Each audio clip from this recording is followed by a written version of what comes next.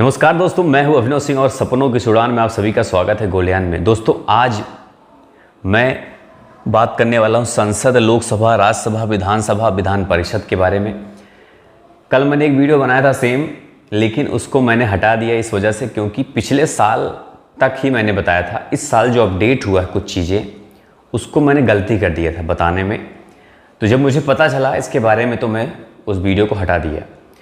और आप लोगों में से लगता है पढ़ते नहीं हो, मैं तो सिर्फ मैथ और रीजनिंग का आपसे वादा किया था, तो मैं सोचा कि आप लोग पढ़ रहे होंगे, लेकिन किसी ने मुझे बताया नहीं ये मिस्टेक। पूरी वीडियो मैंने हालांकि उसको हटा दिया। चलो फिर से इसको समझते हैं, है ना। जो देखो, जो उसको देखा होगा, लगभग 1500 लोगों ने देखा था, उनको बहुत आसानी से ये सारी चीज़ें समझ में आ जाएगी, ठीक है। और बहुत मतलब जो देख लिया बहुत अच्छा ही देख लिया, क्योंकि पिछले साल तक वैसा सेम था सब कुछ, लेकिन इस साल सब कुछ अपडेट हो गया है। देखो, जैसे ये सब चीज़ें सेम थी। संसद, पार्लियामेंट, तो इसको अनुच्छेद 79 में इसके बारे में डिटेल से दिया गया है ना। भाग 5 79। देखो, 1921 में बनना शुरू हुआ और 27 तक बन के तैयार हुआ। ये ब्रिटेन द्वारा बनाया गया, मतलब इंग्लैंड से पूरा ये इसका सब कुछ हुआ है। ये बात सब समझते हो, है ना। इसका वास्तुकार जो थे, जिसे आर्किटेक्ट बोलते हैं, एडविन लुटियंस। तो इसके बारे में आपको मालूम होना चाहिए, लुटियंस दिल्ली इसीलिए बोलते हैं उसको, है ना। और हार्वर्ड बेकर, ये दोनों ने मिलके मतलब इसका डिजाइन किया था। तो लुटियंस ज़्यादा प्रसिद्ध हैं, इनके नाम से काफ़ी जाना जाता है। वो इलाका ही लुटियंस दिल्ली बोलते हैं, जो नेताओं का, सांसद, मंत्री, ये सब रहते हैं जहाँ पे। और लॉर्ड इरविन, जो कि वायसराय थे, प्रमुख थे उस समय, इन्होंने ही उसका उद्घाटन वगैरह किया था। अब नया संसद है, इसके बारे में हमको जानकारी जरूरी है थोड़ी बहुत। 10 दिसंबर 2020 को प्रधानमंत्री मोदी द्वारा इसका उद्घाटन हुआ। और इसमें जो है दोस्तों, लोकसभा की 888 सीटें बनाई जा रही हैं और राज्यसभा की 384। संयुक्त कक्ष जो बन रहा है उसमें 1272 सीटें हैं। देखो, इसमें क्या चीज़ है, एक चीज़ समझ लो, थोड़ा आपको बता देता हूँ संसद के बारे में। जो अभी है इसमें ऐसे समझ लो, एक तरह से ऐसे डिजाइन है ऐसे करके, और इस साइड है ये समझ लो लोकसभा, ये है राज्यसभा, और बीच में जो है सेंट्रल हॉल। ये भी मालूम होना चाहिए, सेंट्रल हॉल इसको बोलते हैं। तो सेंट्रल हॉल जो है उसमें बहुत सारे सर्वदलीय बैठक होती है। दोनों सभाओं के भी लोग बैठते हैं उसमें, और सभी पक्ष विपक्ष सभी नेताओं और दोनों सभा के लोग बैठते हैं। तो सर्वदलीय बैठक उसको बोलते हैं। बहुत सारी मीटिंग्स होती है वहाँ पे, मंत्रिमंडल मीटिंग भी होती है वहाँ पे। तो उस सेंट्रल हॉल के नाम से जाना जाता है। यहाँ पे बहुत संसद में बहुत कुछ है वैसे, ठीक है। तो ये सब आपने जाना इतना। अब आगे बढ़ते हैं। जो उसको देखे उनके लिए बहुत ज़रूरी है भी देखना, और पूरा देख लेना। बहुत जल्दी मैं ख़त्म करूँगा, मैं ज़्यादा वैसे टाइम नहीं लगाऊंगा। और उसके बाद मेरा पढ़ाने का तरीका एक अलग चीज़ है, मैं जैसे बताता हूँ वो अलग है। इससे क्या होगा, आपको आगे के लिए आसान हो जाएगा, ठीक है। जैसे आगे आप जो भी पढ़ना चाहते हो, संसद भी बहुत चीज़ है, बहुत सारी चीज़ें हैं संविधान में, जानते हो सब लोग, तो वो चीज़ें आसान हो जाएगा आपके लिए। जैसे अभी बताया, संसद 79 में लिखा है आर्टिकल, और भाग 5 है ना, ये 5 है। भारत की संप्रभुता, मतलब पूरे भारत की संप्रभुता संसद में ही निहित है। इतनी पावर संसद को दी गई है, इतनी ताकत होती है। मैंने आपको बताया था ये बारे में कि इतनी ताकत है दोस्तों संसद के पास कि वो कुछ भी कर सकते हैं। जैसे मैंने बताया कि किसी की भी कुर्सी हिला सकते हैं, चाहे वो राष्ट्रपति हो, राज्यपाल हो। कहने को राष्ट्रपति फर्स्ट नागरिक होता है, प्रथम, मतलब सबसे माना जाता है पावरफुल है नागरिक भारत का, कौन, राष्ट्रपति। लेकिन सच्चाई कुछ और ही होती है उसमें। वो उसमें सबसे सच पूछो तो संसद जो होते, प्रधानमंत्री सारी पावरफुल सबसे ज़्यादा होते हैं, है ना। नाम का राष्ट्रपति होते हैं, लेकिन काम का कौन होता है, प्रधानमंत्री और ये संसद, है ना। कोई भी हो, राज्यपाल कहते हैं, राज्यपाल की नियुक्ति कौन करता है, राष्ट्रपति करता है। लेकिन सच्चाई कुछ और होती है उसमें। इनके कहने पर, प्रधानमंत्री के कहने पर इन सबके तब जाके वो नियुक्ति करते हैं। कोई भी हो, बिल, जब कोई बिल पास होता है, राष्ट्रपति के साइन होता है उस पर, इनके कहने पर वो साइन करते हैं। नहीं करें ना, उनको कुर्सी उनकी हिल जाएगी ना। ये लोग जब चाहें तब कर सकते हैं। तो भारत की संप्रभुता, अंतर्राष्ट्रीय संधि जब होती है तो राज्यों की अनुमति लेने की जरूरत ही नहीं पड़ती है। राज्यों को भी बहुत पावर दिया गया है संविधान में। राज्यों को स्पेशल पावर दिया जाता है। मुख्यमंत्री जो खास करके जो पूर्ण राज्य है, जैसे केंद्र शासित यूटी होता है वो अलग है। यूटी में मान लो कम पावर है, उसमें केंद्र शासित प्रदेश होता है वो।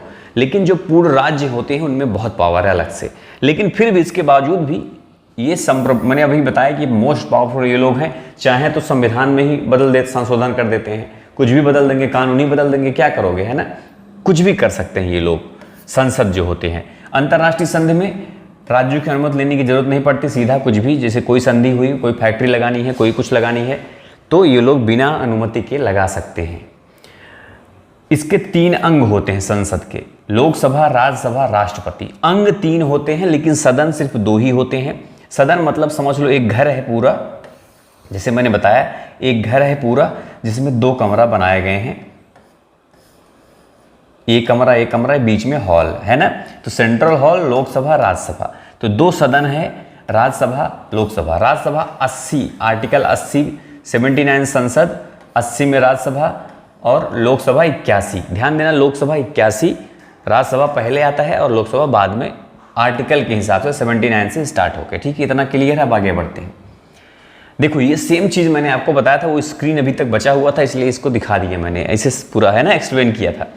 तो देखो लोकसभा 81, राज्यसभा 80 है ना। इस लोकसभा दोस्तों प्रत्यक्ष चुनाव होता है लोकसभा में। प्रत्यक्ष मतलब हम लोग चुनाव करते हैं, और हम लोग जो चुनते हैं, हमारी एज कितनी होनी चाहिए, 18 साल। मतदान की एज कितनी होनी, 18 साल, ये सब जानते हो, मुझे पता है। 18 साल कम से कम एज होनी चाहिए हमें चुनने के लिए हमारे सांसद, हमारे विधायक को, है ना। तो हम लोग इनको चुनते हैं सीधा प्रत्यक्ष। ये अप्रत्यक्ष होता है, इसका पता नहीं चलता कि कौन चुनता है। तो एमएलए द्वारा चुना जाता है, मेंबर ऑफ लेजिस्लेटिव असेंबली, जिसको मतलब विधायक बोलते हैं। ये हो गया। कार्यकाल इनका 5 वर्ष का होता है, इनका 6 वर्ष का होता है। 1/3 जो सांसद होते हैं राज्यसभा के, वो हर 2 वर्ष बाद रिटायर्ड होते हैं, उनकी कार्यकाल खत्म हो जाती है हर 2-2 वर्ष बाद। जैसे 6 सांसद हैं तो 2 सांसद हर 2 साल बाद रिटायर्ड होंगे, फिर 2 नए आएंगे, ऐसे ऐसे होता रहता है उसमें। इसीलिए वो एक अस्थाई सदन माना जाता है, ये हमेशा अस्थाई होता है, इसमें कुछ भंग नहीं होता, कुछ नहीं होता। तो ये क्या होता है, अस्थाई होता है, इसमें विघटन हो जाता है। अल्पमत में सरकार आई, सरकार ही गिर गई, या फिर 5 साल बाद इलेक्शन होता है, प्रधानमंत्री बदलते हैं, है ना, कोई मंत्री बदलते हैं, ये सब चीज़ें होती हैं। इसीलिए इसको निम्न सदन मतलब नीचे वाला सदन बोलते हैं। इसको उच्च सदन हाई मतलब एकदम भैया अस्थाई है, हाई लेवल वाली चीज़ है इसमें। और इसमें बड़े लोग जाते भी हैं ज़्यादातर, राज्यसभा में ऐसे आसान पहुंचना नहीं है। यहाँ तो कोई भी इलेक्शन लड़ लो, पहुंच सकते हो, लेकिन इनमें हाई लेवल लोग जाएंगे। और बहुमत से पीएम बनते हैं इसमें, इससे कोई मतलब नहीं। इसमें बहुमत हो, कुछ अल्पमत हो, पीएम सीएम मतलब मंत्री से कोई मतलब नहीं है। ये हो सकता है कि प्रधानमंत्री या फिर कोई मंत्री बनने के लिए सांसद बनना जरूरी होता है। तो जरूरी ये नहीं कि सिर्फ लोकसभा सांसद ही मंत्री या फिर प्रधानमंत्री बन सकते हैं, राज्यसभा के सांसद भी प्रधानमंत्री या फिर मंत्री बन सकते हैं। जैसे डॉक्टर मनमोहन सिंह जो इसके पहले प्रधानमंत्री थे, वो राज्यसभा से ही सांसद थे, लोकसभा से नहीं थे। लेकिन पीएम मोदी जो है वो लोकसभा के सांसद हैं, जैसे वाराणसी लोकसभा सीट से सांसद हैं, है ना। ऐसा प्रथम सदन, इसको प्रथम सदन, निम्न सदन बोलते हैं, इसको द्वितीय सदन, उच्च सदन बोलते हैं। अब इसमें अध्यक्ष और उपाध्यक्ष होते हैं, जिसको स्पीकर और डिप्टी स्पीकर भी बोलते हैं। इसमें सभापति, उपसभापति होते हैं, जिसमें देखो इसमें क्या होता है, बताया था मैं आपसे कि जो सभापति होता है वो राष्ट्रपति बन सकता है ना, राष्ट्रपति बन सकता है, सॉरी नहीं बनेगा, मतलब वही उपराष्ट्रपति। सभापति जो होता है वो उपराष्ट्रपति ही होता है। देश का जो उपराष्ट्रपति से वेंकैया नायडू, सब लोग जवाब दे रहे थे, सही दे रहे थे। वेंकैया नायडू जो कि अब प्रेजेंट टाइम में क्या है, उपराष्ट्रपति हैं, और वही जो है इसके उपसभापति हैं, सभापति हैं किसके, राज्यसभा के। और इसके अध्यक्ष जो कि स्पीकर जिनको बोलते हैं, ओम बिरला प्रेजेंट टाइम में हैं। और दोस्तों हाँ, यही चीज़ मिस्टेक कहाँ पे हुआ था, ये जो मनोनीत 2 एंग्लो इंडियन, इसको समाप्त कर दिया गया है। ठीक है, ये तो एकदम सही है, इसमें मैक्सिमम 250 हो सकते हैं, लेकिन प्रेजेंट में सिर्फ 245 हैं। 12 सांसद ऐसे होते हैं जिनमें मनोनीत करते हैं राष्ट्रपति। विज्ञान, कला और समाज के क्षेत्र में जिनका योगदान होता है उनको मनोनीत किया जाता है। अब देखो इसमें मैक्सिमम 552 होते थे लेकिन दोस्तों अब ये 550 हो गया। जो मनोनीत एंग्लो इंडियन, 2 एंग्लो इंडियन मनोनीत किए जाते थे, वो अब ये 331 जो था ये समाप्त कर दिया गया। आर्टिकल 331 में प्रावधान था कि 2 सांसद मनोनीत किए जाएंगे एंग्लो इंडियन के, लेकिन अब वो दोस्तों इसमें बदल दिया गया है ना। लेकिन राज्यसभा में जो मनोनीत का है वो अभी चलेगा 80 का, ये तो अलग बात है, ये तो 12 सांसद मनोनीत विज्ञान कला समाज चलता है। लेकिन ये जो है ये खत्म कर दिया गया 331। आगे भी मैं इसके बारे में डिटेल से अभी और बताऊंगा, ठीक है। ये खत्म कर दिया, इतना आपने समझा, ठीक है। इसके उपसभापति हरिवंश हैं, ये भी जानते हो। और प्रथम कहते हैं मीरा कुमार जो थी प्रथम महिला थी। और प्रथम लोकसभा स्पीकर कौन था ये आपको कमेंट्स में बताना है।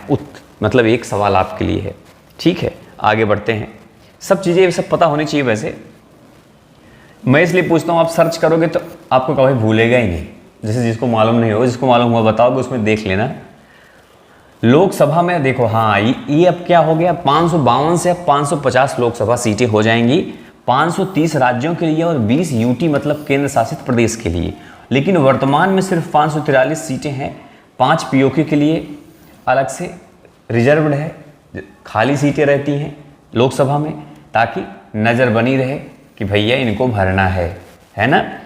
अब देखो 543 जो सीटें हैं दोस्तों, इसमें 524 राज्यों के लिए हो गई हैं, जो कि पहले 530 हुआ करती थी। JNK जम्मू कश्मीर पहले पूर्ण राज्य था, जहाँ पे 6 सीट है।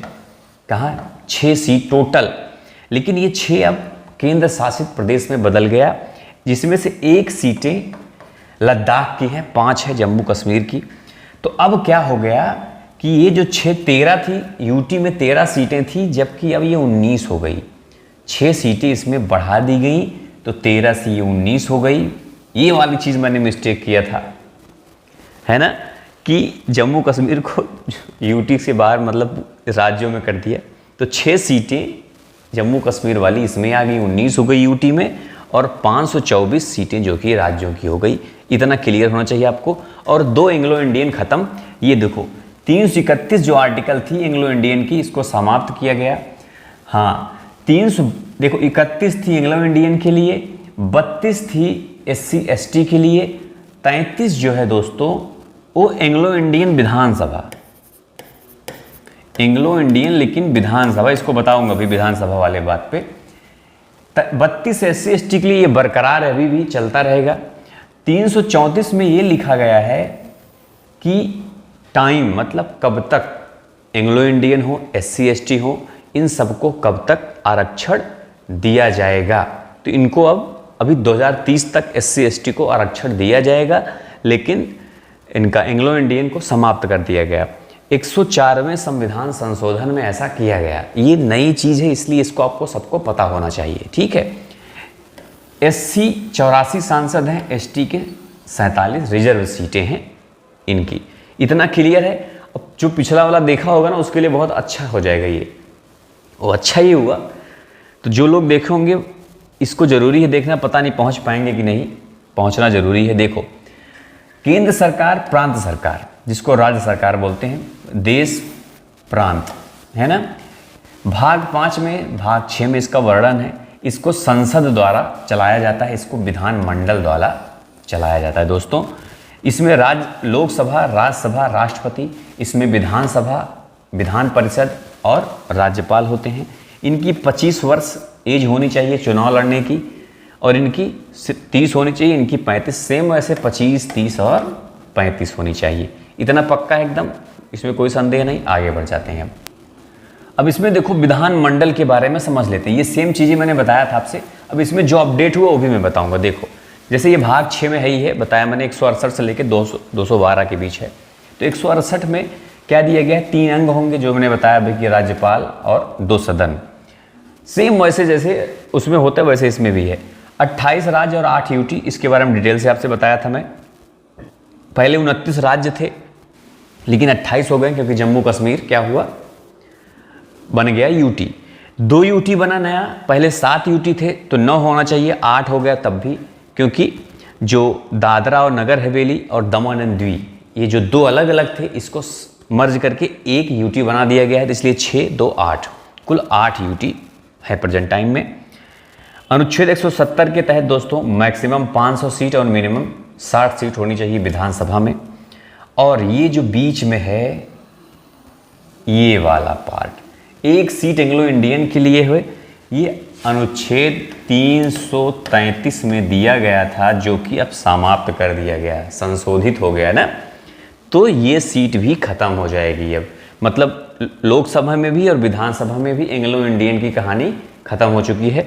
ये नया अपडेट है जो मैंने नहीं बताया था आपसे, बाय मिस्टेक मैं अब पहले वाला ही सब बता रहा था। विधान परिषद 6 राज्यों में ही है सिर्फ, यूपी, महाराष्ट्र, बिहार, कर्नाटक, आंध्र प्रदेश, तेलंगाना।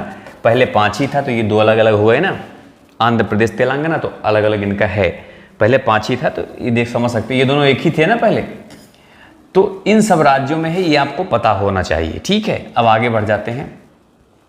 देखो विधानसभा मैक्सिमम 500 और मिनिमम 60 होते ही हैं, अभी बताया मैंने, लेकिन कुछ राज्य ऐसे हैं दोस्तों जिसमें मिनिमम 30 भी कर दिया गया है, 60, 32, अरुणाचल में 60 है प्रेजेंट में वैसे, लेकिन सिक्किम में 32 है और गोवा में 40 है। खैर इनको 30 दिया गया, इनका तो 60 हो ही गया।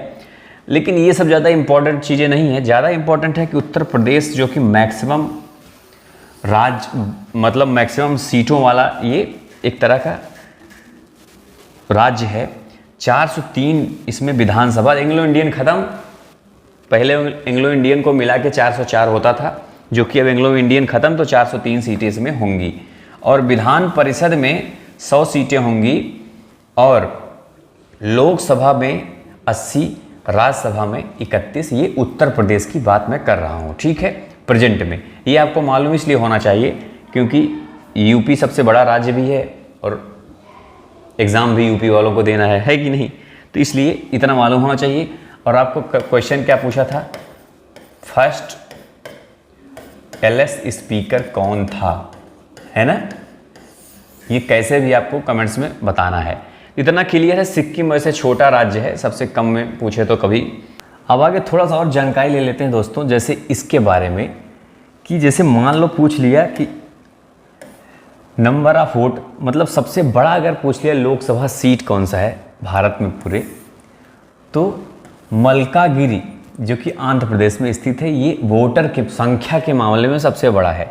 और छोटा पूछे तो लक्षद्वीप जो कि संख्या के मामले में सबसे छोटी लोकसभा सीट है। ये एरिया के मामले में पूछे, क्षेत्रफल सबसे बड़ा पूछे तो लद्दाख बहुत बड़ा है, जनसंख्या कम है लेकिन क्षेत्रफल सबसे बड़ा है उसका। और चांदनी चौक क्षेत्रफल के मामले में सबसे छोटा है, ठीक है। जनसंख्या के मामले में मलकागिरी बड़ा सबसे, स्मॉलेस्ट लक्षद्वीप, और एरिया के मामले में लद्दाख सबसे बड़ा और चांदनी चौक दिल्ली वाला सबसे छोटा एरिया के मामले में लोकसभा सीट है। इतना जाना। एक चीज़ और आपको बता दूं, प्रोटेम स्पीकर आपने सुना होगा, ये क्या होता है प्रोटेम स्पीकर? इसका मतलब दोस्तों जैसे मान लो जब इलेक्शन होता है नया नया, तो उसके तब तक कोई स्पीकर रहता नहीं है, तो सांसदों को या फिर स्पीकर जो बनता है उसको कौन वो दिलवाता है, क्या बोलते हैं उसको, शपथ वगैरह होता है ना। सभी वैसे सांसदों को शपथ जो दिलवाता है, काम करता है, कौन करता है? लोकसभा स्पीकर करता है। लेकिन स्टार्टिंग में कौन करता है? शुरू में कोई रहता ही नहीं तब तो उनको चुनने से पहले जो पूरे, चाहे ये असेंबली की बात हो, चाहे ये लोकसभा हो या विधानसभा, दोनों में वही चीज़ अप्लाई होगा जो बता रहा हूँ मैं। प्रोटेम स्पीकर के बारे में जान लो कि जो सबसे वरिष्ठ सदस्य होगा, चाहे वो विधानसभा की बात हो चाहे वो लोकसभा की बात हो, वही चुना जाता है प्रोटेम स्पीकर। वो टेम्परेरी होता है, जब तक कि कोई स्पीकर ना चुन लिया जाए विधानसभा या लोकसभा में, तब तक प्रोटेम स्पीकर ही वहाँ का अध्यक्ष होता है, स्पीकर होता है। इतनी जानकारी थी इन सब के बारे में दोस्तों, महत्वपूर्ण जो थी मैंने बताया आपसे। जो कुछ बता होगा वो बता दूंगा, पढ़ते रहा करो, पढ़ते रहोगे तो ज्ञान मिलता रहेगा। बुक्स बहुत सारी अच्छी अच्छी आती हैं, पढ़ना चाहिए, ठीक है। तो मैं तो ऐसे बताया कि ताकि आपको पढ़ने में आसान हो आगे, इसीलिए ये सब सारी चीज़ें मैंने इस तरह से बताया, आसान भाषा में, और आगे भी आपके लिए आसान हो जाएगा सब सारी चीज़ें। तो ये अच्छी लगी तो लाइक करना, सब लोग शेयर करना। और जो क्वेश्चन मैंने पूछा था, फर्स्ट स्पीकर बताना है आपको लोकसभा का कौन था, ठीक है, तो शेयर भी कर देना। जो लोग नए हो तो चैनल को सब्सक्राइब करके घंटी भी दबा देना, ठीक है। मिलते हैं फिर नेक्स्ट वीडियो में, तब तक के लिए जय हिंद, जय भारत।